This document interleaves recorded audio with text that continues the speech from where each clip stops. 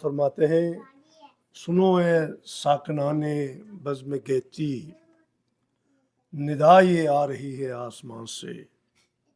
کہ آزادی کا ایک لمحہ ہے بہتر کہ آزادی کا ایک لمحہ ہے بہتر غلامی کی حیات جاویدان سے۔ یہ اگست 2024 کا مہینہ ہے اور ہم نیو یارک میں اس وقت پاکستان اور ہندوستان کے حوالے سے ایک قدیم اور عظیم ریاست جموں کشمیر کی آزادی کی بات کرنے کے لیے یہاں جمع ہوئے ہیں،